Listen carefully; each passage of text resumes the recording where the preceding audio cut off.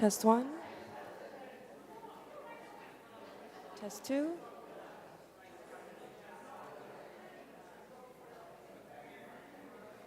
Test three.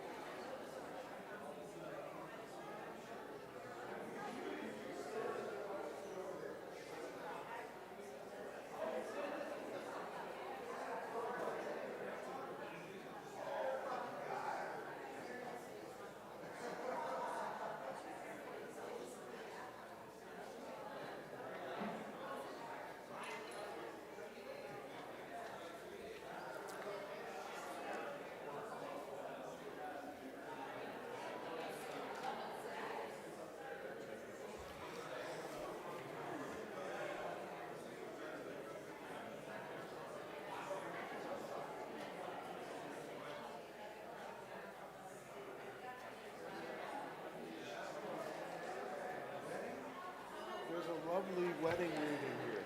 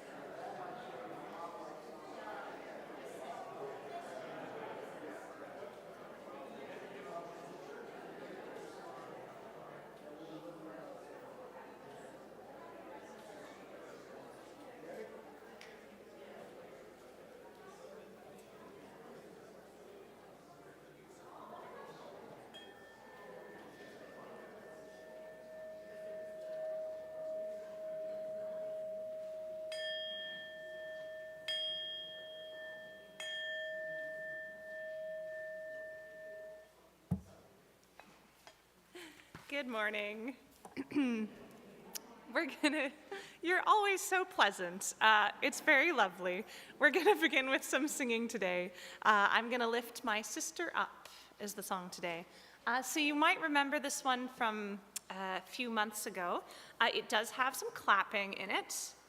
There's a section where I'll go, if I don't lift her up, and you'll clap back, if I don't lift her up, clap, clap, clap, if I don't lift her up, clap, clap. And then, so just those little sections there, and there's these wonderful images on the screen there. So be ready for some clapping when we get there. So here we go. I'm gonna lift my sister up, she is not heavy.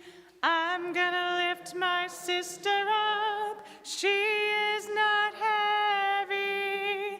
I'm gonna lift my sister up, she is not heavy. If I don't lift her up, if I don't lift her up, if I don't lift her up, I will fall down.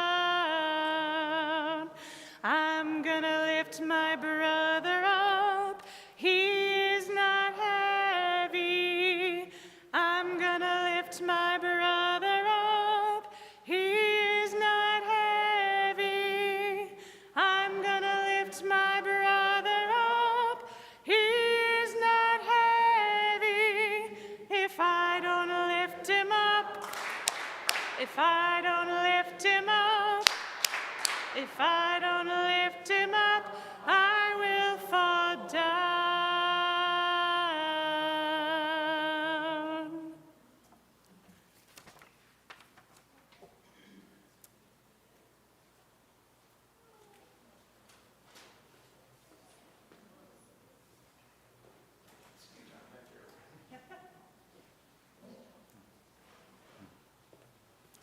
Good morning. I'll be brief. Please plan to join us on Sunday, June 29th. It will be Reverend Eric's last Sunday with us. It will also be our annual flower ceremony. Please bring some cut flowers. And lastly, we will be having a congressional barbecue afterward. Please look at the EUU for further information. Brief, eh?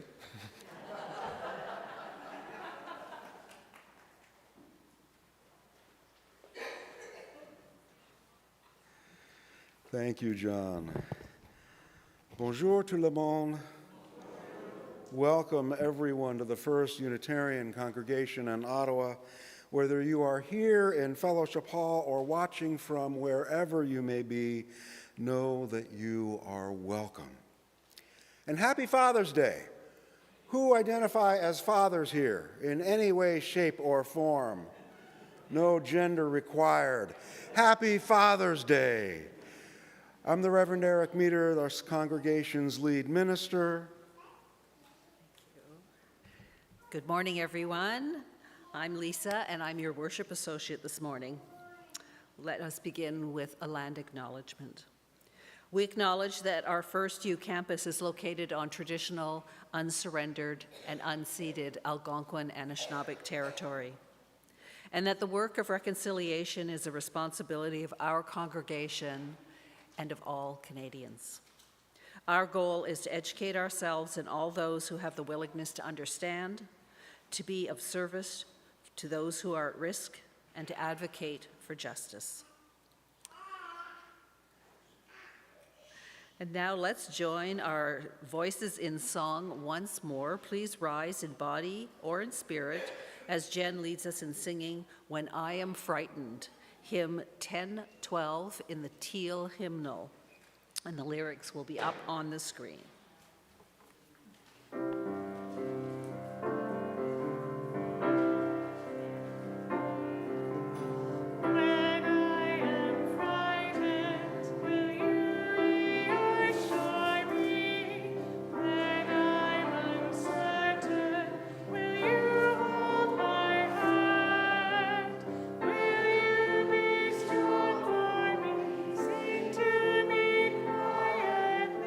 Will you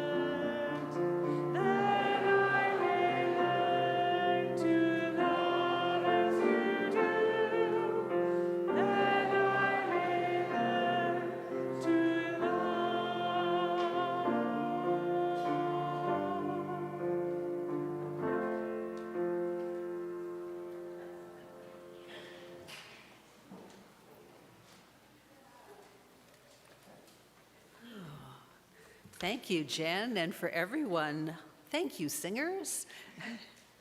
That was a beautiful, sound like a love song, a love lullaby.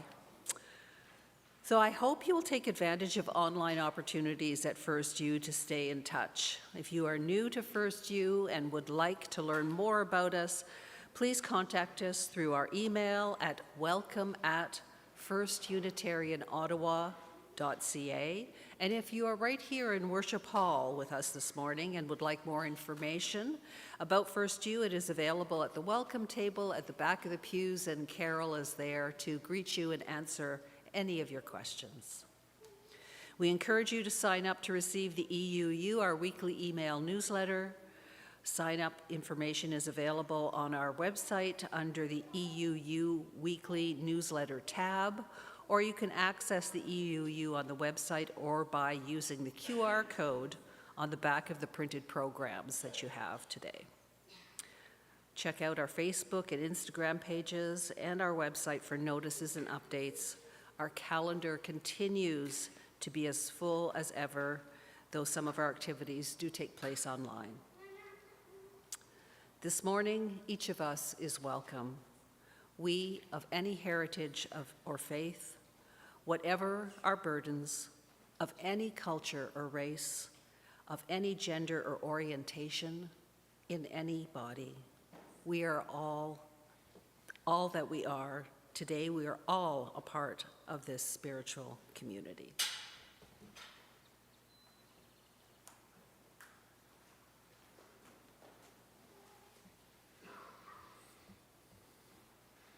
Thank you, Lisa. To begin this morning's reflection on fathers and fatherhood, we light our chalice this morning to these words from Barbara Peskin. And if there's anyone who would like to help, come on up.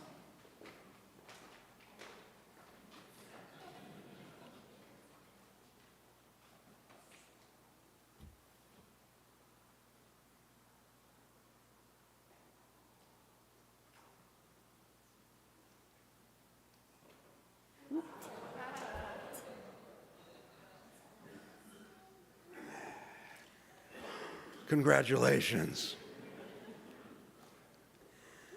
Today we have lit this flame in memory and appreciation for all who have gone before, lighting with the passion of their lives the way to freedom.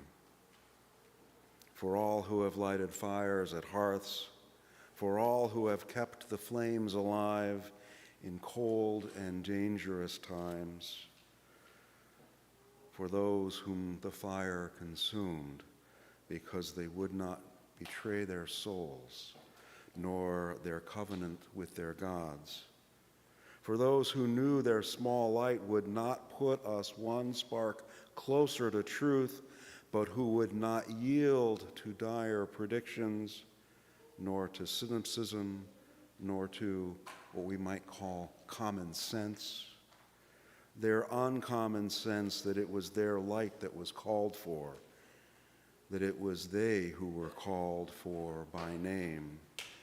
We have lit this flame in memory and in appreciation for all those who have gone before.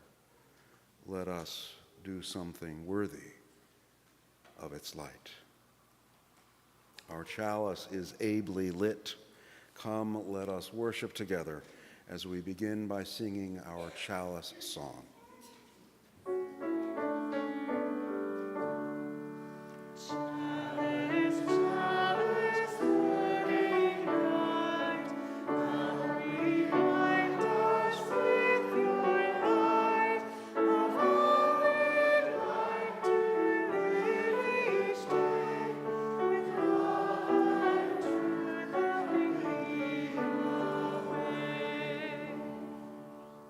Thank you, Jen. Susie, you have a story for us? Come on up.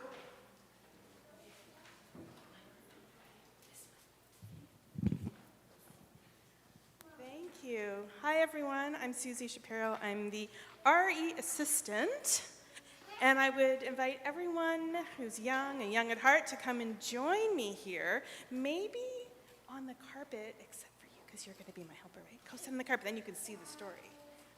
I actually need the space here because Hazel's going to help me with the book. Okay, can you sit on the carpet? Thanks. All right, I'm going to be juggling the microphone and the book. All right, so this is a story by Eric Carle called Papa, Please Get the Moon for Me. Eric Carle's one of my absolute favorite children's story illustrators.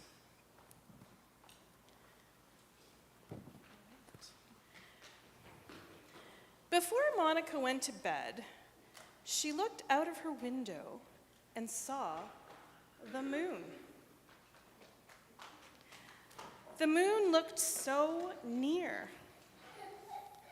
I wish I could play with the moon, thought Monica, and reached for it. Have you ever reached for the moon?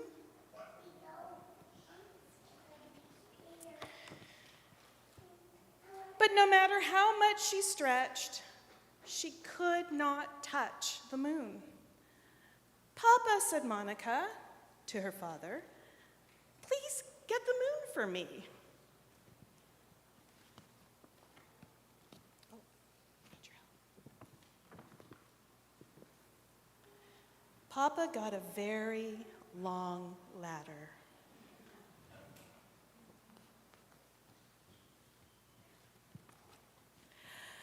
He carried the very long ladder towards a very high mountain. Then Papa put the very long ladder on top of the very high mountain. Do you think he's going to reach the moon?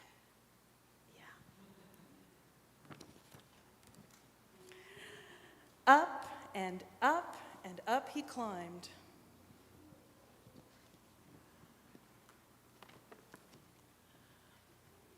Finally, Papa got to the moon. My daughter Monica would like to play with you, said Papa, but you are much too big. Every night, I get a little smaller, said the moon. When I am just the right size, you can take me with you.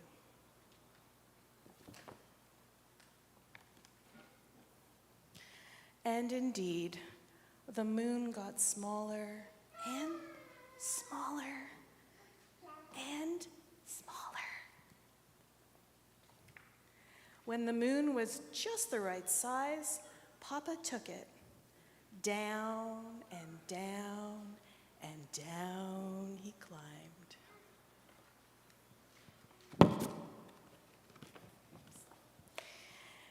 Here, said Papa to Monica, I have the moon for you. Monica jumped and danced with the moon. She hugged the moon and threw it in the air. But the moon kept getting smaller and smaller and smaller, and finally it disappeared altogether. Then one night, Monica saw a thin sliver of the moon reappear. Each night, the moon grew and grew and grew.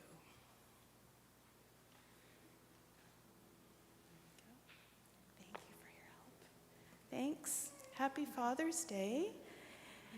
We're going to all be gathering together in one room, all the ages, in the Rainbow Room.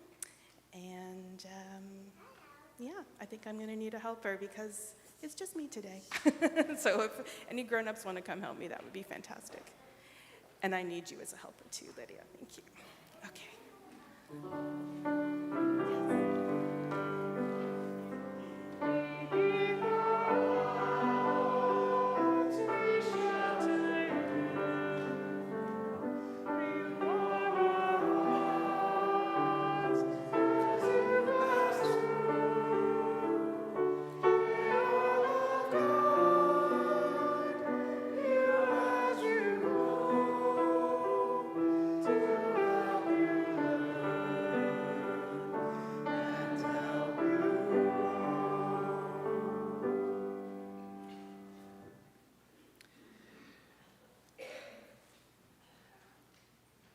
It's great to have so many people of any and every age in this space.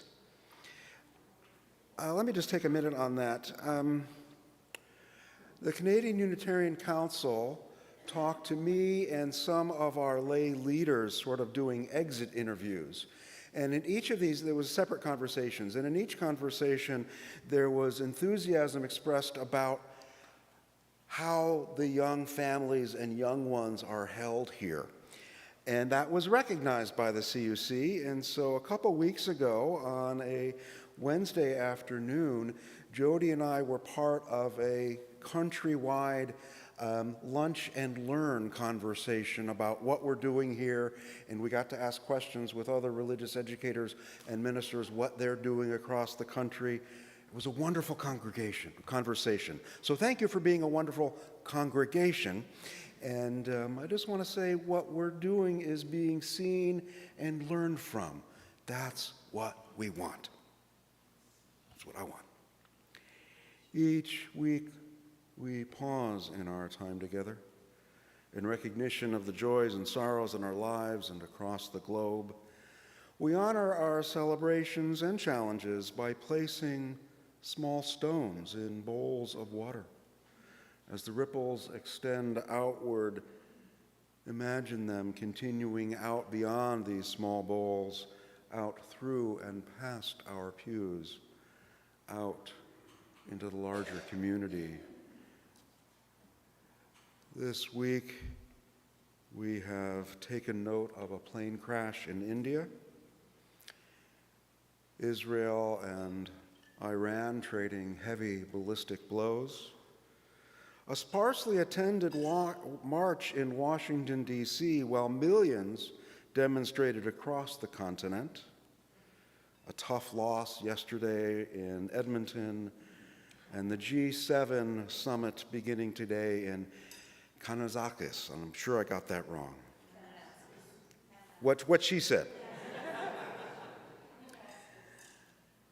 Closer to home, a stone for Fred C., who we celebrated his 90th birthday not long ago. He broke his hip last night.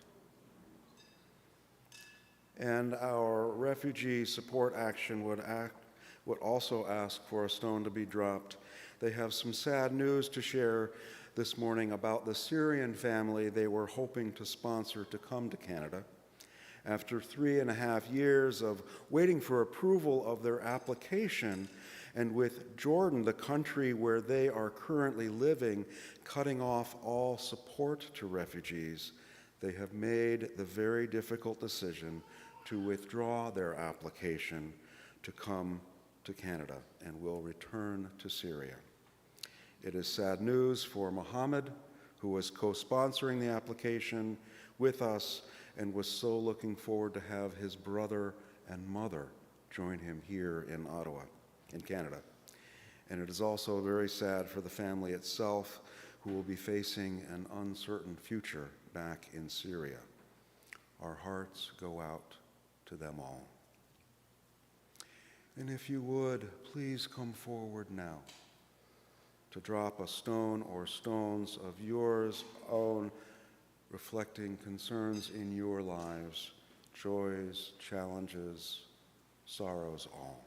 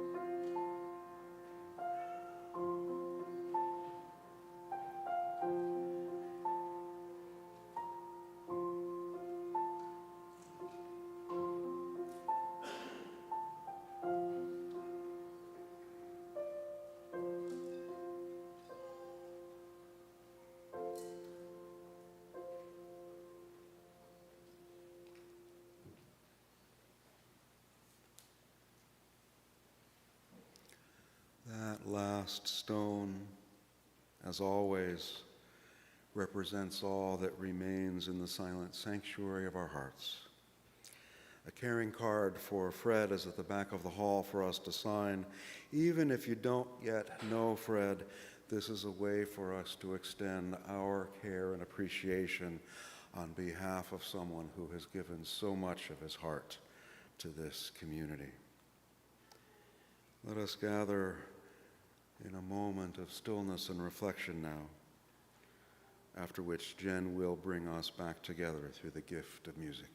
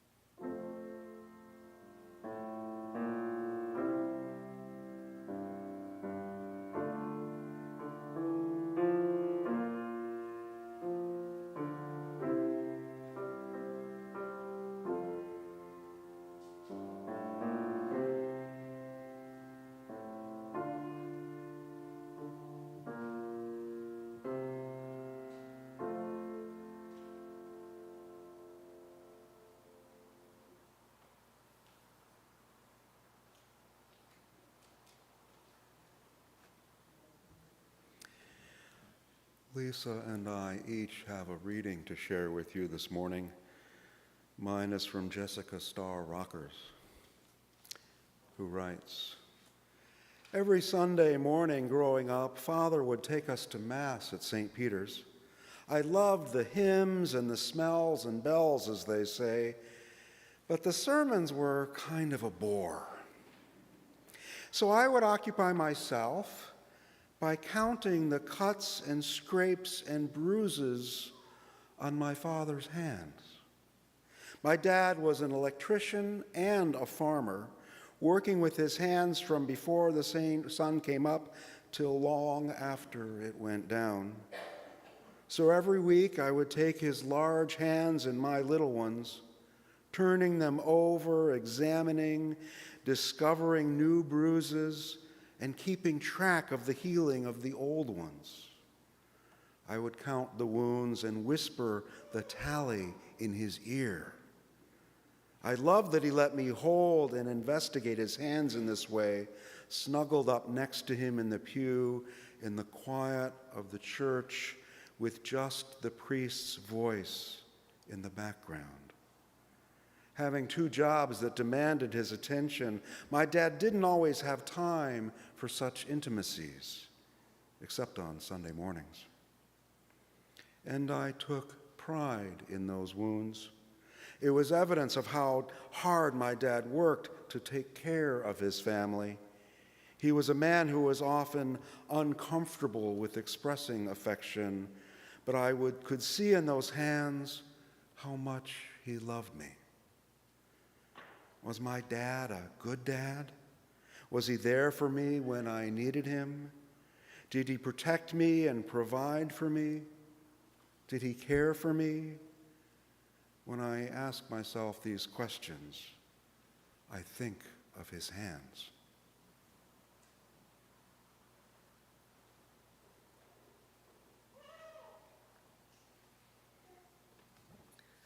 The second reading from Sam Pickering is entitled Son and Father.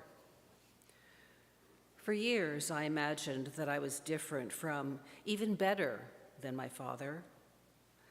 Then, one evening, I walked into his room to ask about a book and found him asleep on his bed. Although I had seen him sleeping countless times, I was startled. His pajamas were inside out, as mine invariably are, and I noticed that we slept in the same position, left arm bent under the pillow, hand resting on the headboard, right leg pulled up tight towards the chest, the left thrust back behind with the toes pointed, seemingly pushing up and through the bed. Suddenly, I realized Father and I were remarkably alike, the greatest difference being only the years that lay between us. At first, I was upset. I had never consciously rejected family, but like the bottom of the bed against which I appeared to be pushing at night, my father and his life provided a firmness against which I could press myself into something better. As I looked at the old man lying on the bed, his thin ankles and knobby feet sticking out of his pajamas like fallen branches, I felt warm and comfortable. Instead of being parted by time and youth's false sense of superiority, we were bound together by patterns of living. His life could teach me about my future and my past, but I thought, oh, how little I knew about him.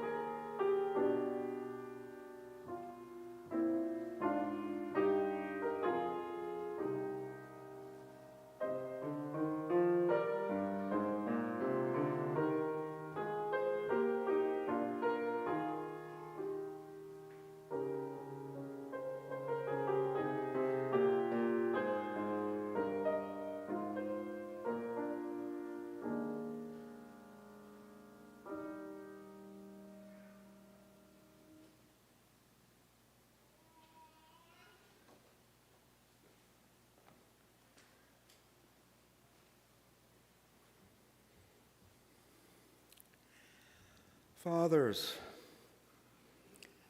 are interesting creatures, giving, towering, flawed, and we all have experiences and stories about them. Several years ago, after traveling to her native Jamaica for the memorial of a great uncle, a modern-day patriarch in both the family and, in his family and the faith community he led, my wife Ann told me this, that the most moving part of the memorial service for her great uncle came when one of her cousins spoke about his father. He said this, that he always thought his father loved himself until he watched his own father wash his own face. Apparently, the rigor with which the man scrubbed his face shocked his son, who witnessed this everyday act. Now, I've been preaching for the better part of 30 years, and I don't think I've ever before shared a story of face washing as a sermon illustration. Foot washing, yes, once or twice, but not washing one's own face. Still, Ann's report stuck with me. I always thought my father loved himself until I watched him wash his own face. I imagine that many of us have, if not parallel stories, memories of our fathers that may rhyme with this one. I, for one, expect I will always remember how, when I was a young boy, my father would, after my bath, drape me over his knees as he sat fully clothed on the edge of the tub. There was a wall heater, you see, next to the tub. And he would turn it on full and drape me over his knees and use the wall heater as a really big hairdryer. And he would buff my head with a towel with a level of gusto just a touch beneath my pain threshold. And I remember those moments each and every time I give our dog a bath and am drying it out afterward, or on the rare occasions I ask Anne if I could dry her hair today. Now, on Mother's Day a few weeks ago, I mentioned that Mother's Day began as a woman's peace protest, and how in time it became the more, and I use this word loosely, the hallmark holiday that we know and enjoy today. According to Wikipedia, so you know it must be right, Father's Day began in Spokane, Washington in 1910 to give dads some of that magical hallmark love. And dads do deserve the recognition, though I also need to say that for many of us, Father's Day brings a host of associations and memories that are less than kind and welcome. Dads are complex creatures. And I find these days and over the years, and this is not rocket science or grand elevated thinking, but I think in terms of conditional and unconditional love, and how on Mother's Day we celebrate unconditional love, but on Father's Day we associate conditional love with our fathers. And conditional love is tricky love. We need both.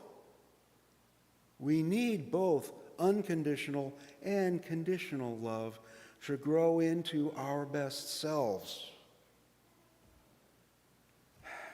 I'm going to skip a bit on X, Y, and XX chromosomes, because we know that while they're important, they're not the only things in town. We know that people are more complicated than that. And so I find myself thinking more in terms of lifting up unconditional and conditional love rather than mother love or father love, although I don't expect either Mother's Day or Father's Day to go away anytime soon. Thinking of Father's Day and the problematic experiences many of us have shown, I can't help but think back to the Bible, actually. There's a line in Job that stops me cold every time I read it. After a litany of the great things that God does, Eliphaz the Temanite tells Job in chapter 5, verse 18, "For he wounds, but he binds up. He strikes, but his hands heal." Taken literally, that exhortation seems to condone physical abuse, and I'm sure it has been used to do just that more often than I would ever care to count. And I've had that phrase, as well as the story that Anne told me, resonating in my mind as over the last several weeks as I prepared to talk with you today. And then, as almost always happens, there's an experience that says, pay attention to me too. So yesterday, the No Kings protest here in Ottawa around the U.S. Embassy. I needed to be there, but I haven't figured out the new bus schedules, and I didn't want to deal with where to park. So I figured, I haven't yet. This is the opportunity to dust off my bike and use that. I have often ridden in the warmer months along the Rideau River and Canal. It is easy to get to from my home in Mooney's Bay on Springland, and yesterday was a phenomenal day for a bike ride. And I was looking forward to the ride. What I hadn't expected, and I'm sure this was affected by knowing that I would talk to you this morning about Father's Day, is that I saw fathers and their children everywhere I looked. At the protest, carrying placards, biking and walking along the river and Rideau Canal, fishing and pedaling inflatable canoes in said canal, picnicking at Mooney's Bay. It was a hope-restoring experience. And it's good to remember how good fathers can be. I've seen that here this morning. I've seen good conditional love being given our young ones. As tricky as that is.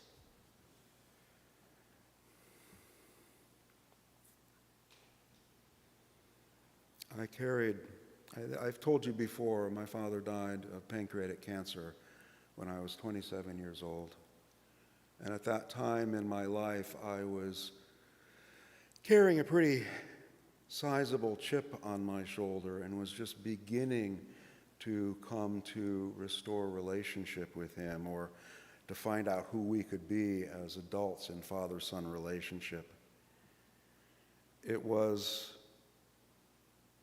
a friend of our family who showed me a picture of him and me when I was maybe 6 or 7. We were in the woods just behind where the house used to be. And I was standing up and he was kneeling down. I was between his knees and he was pointing at something in the woods. This photograph belonged to a family friend. I had never seen it before. And all she said was, "Your father loved you so much." This was several years after he had died.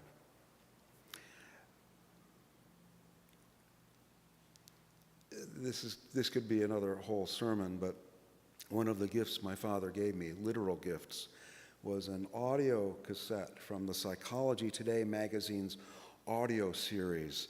And this was by a talk on both sides of that cassette from a psychologist by the name of Donald C. Klein, if I'm remembering correctly, on the power of appreciation.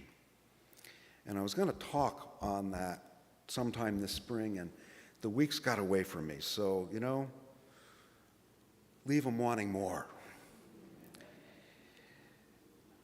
For the love that we have received, for the love that we have given, men, women, mothers, fathers, all, let us deeply appreciate the gifts for what they are. Gifts of love, imperfect gifts, almost always. But let's lift up the love that we enjoy. Happy Father's Day. Happy belated Mother's Day. Happy People's Day. Happy Love's Day. Happy Hope's Day. Amen. May it be so.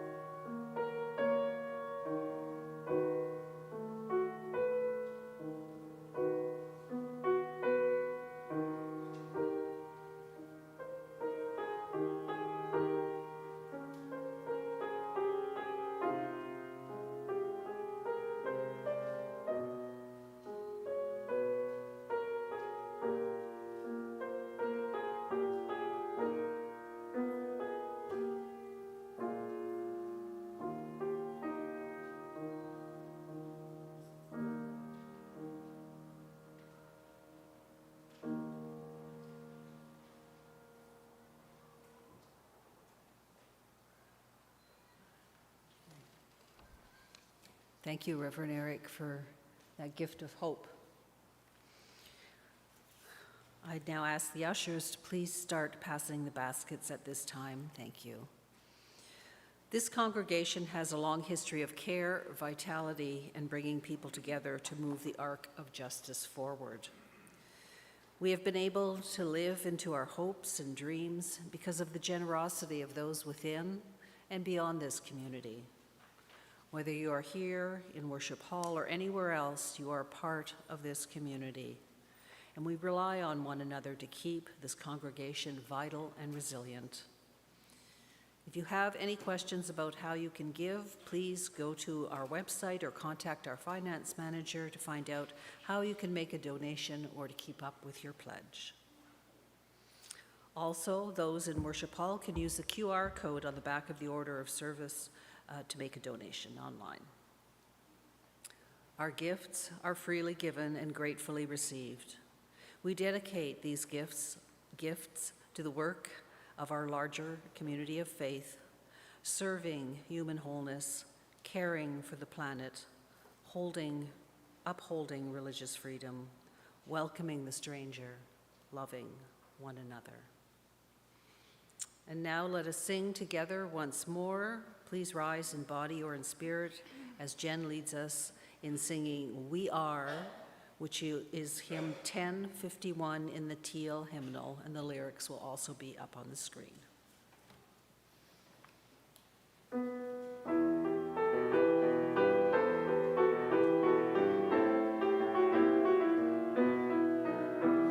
For each child that's born, a morning star rises and sings to the universe who we are.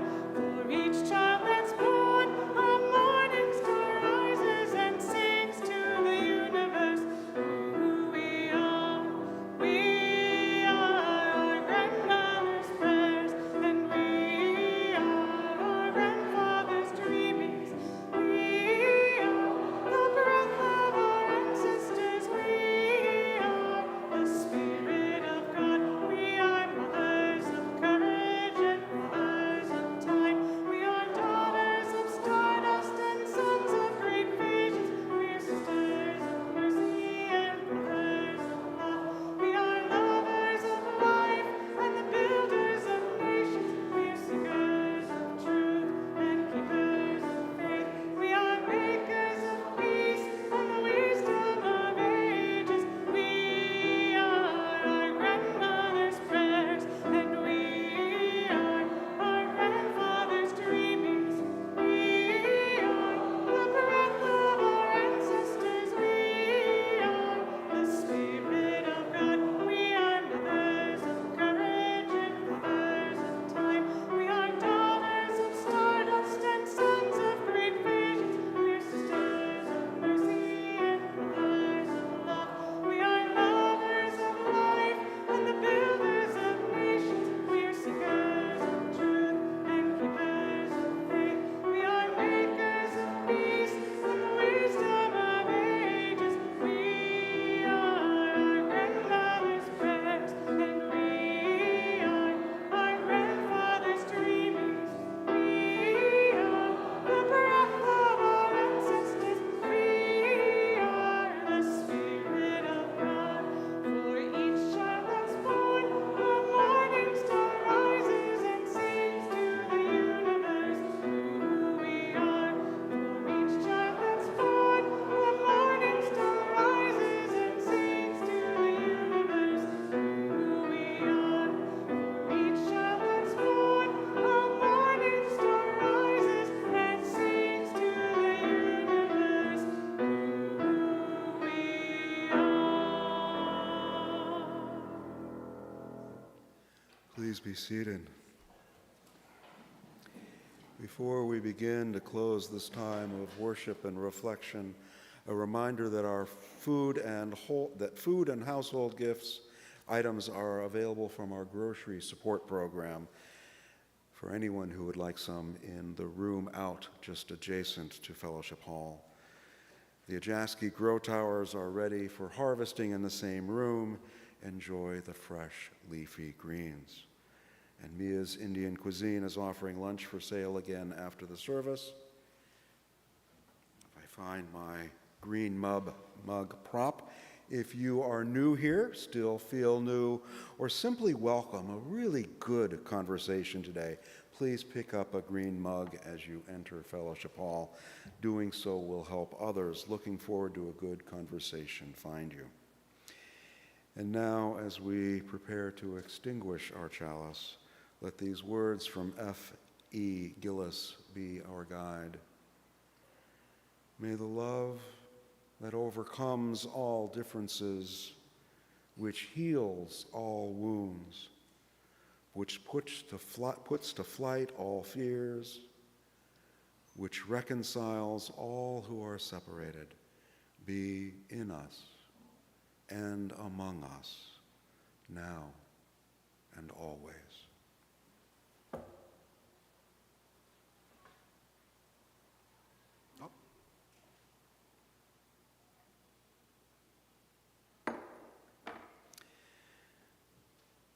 Jen, will you please bless us again by leading us in our closing song, Spirit of Life?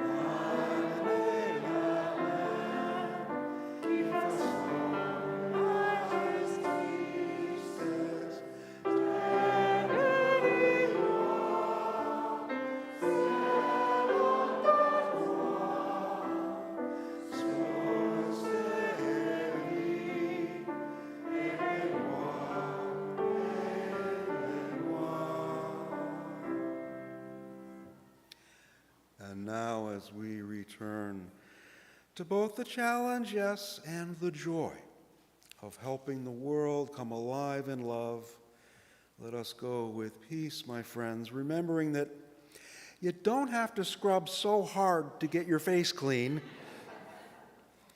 Go in peace, my friends. Go in peace.